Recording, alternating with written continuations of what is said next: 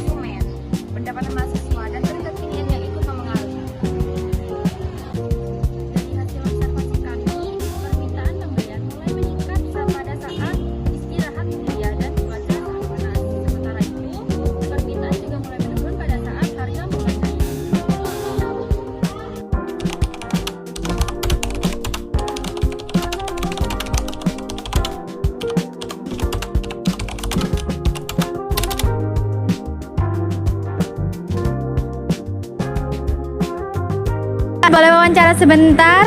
Kakak sering beli es teh di sini ya? Bener banget Kak, kita berdua nih ya selalu beli es teh ini. Kenapa milih es teh di sini? Karena es tehnya itu ya murah, terus enak, terus dia gede. Jadi kayak mahasiswa banget gitu loh Kak. Oke, terima kasih ya kakak atas waktunya. Maaf mengganggu. Jadi kita bisa menyimpulkan permintaan tinggi bisa harga terjangkau dan lokasi strategis. Selanjutnya, penawaran. Dalam ekonomi mikro, penawaran adalah jumlah barang yang bersedia dijual produsen pada harga tertentu. Faktor penawaran pada usaha ini meliputi harga bahan baku, gula, teh, kap, tenaga kerja, ketersediaan stok, biaya produksi, dan lain-lain. Beberapa waktu lalu harga gula naik dan itu berdampak ke biaya produksi mereka. Yuk kita dengarkan langsung dari pemilik usahanya.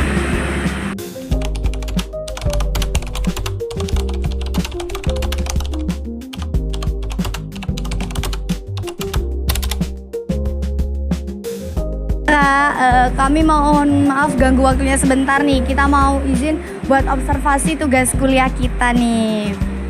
Boleh nggak Kak? Boleh.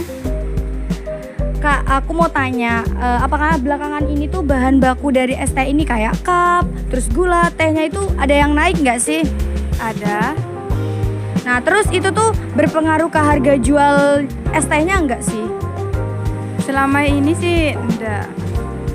Oke, terima kasih ya kakak. Mohon maaf udah ganggu waktunya.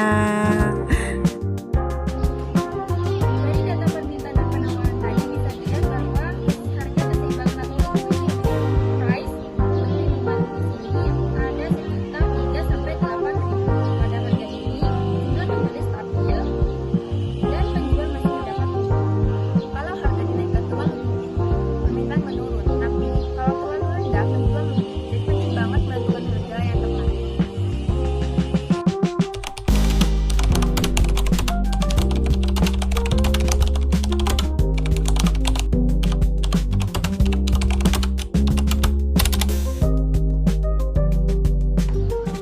Dari observasi kami, permintaan minuman kekinian dipengaruhi oleh harga, tren, lokasi, dan waktu pembelian.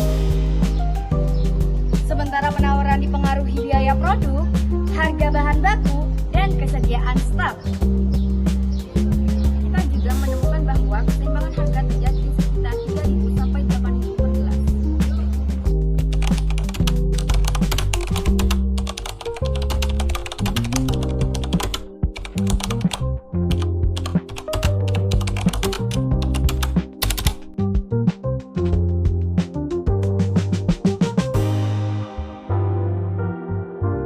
Melakukan analisis permintaan dan penawaran ST adalah untuk mengetahui tingkat kebutuhan dan minat konsumen terhadap produk es teh di pasaran. Dengan analisis ini dapat dipahami kapan permintaan es teh mengalami peningkatan atau penurunan, sehingga penjual dapat menyesuaikan jumlah produksi agar sesuai dengan kondisi pasar dan tidak mengalami kelebihan ataupun kekurangan stok.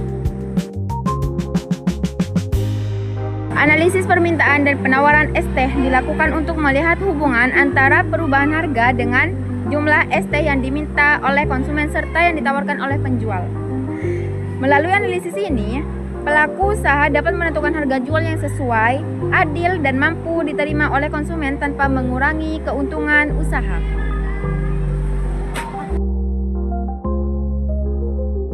Motivasi lainnya adalah untuk membantu pelaku usaha memahami faktor-faktor yang mempengaruhi permintaan es teh, seperti cuaca, pendapatan konsumen, serta tren minuman di kalangan masyarakat. Penjual dapat menyusun strategi produksi dan pemasaran yang lebih efektif agar penjualan es teh dapat meningkat.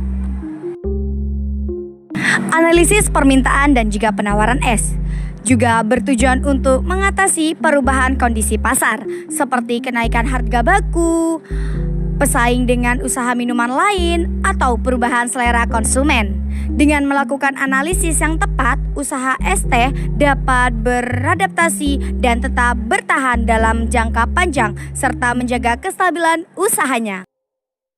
Terima kasih sudah menonton video kami tentang analisis permintaan dan penawaran pada usaha minuman kekinian.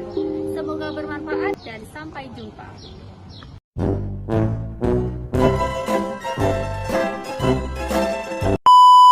Dan lokasi strategis. Faktor-faktor yang mempengaruhi permintaan es teh.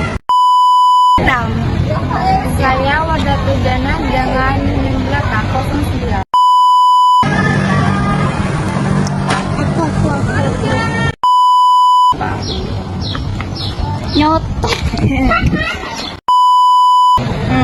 Selamat menonton ya semuanya.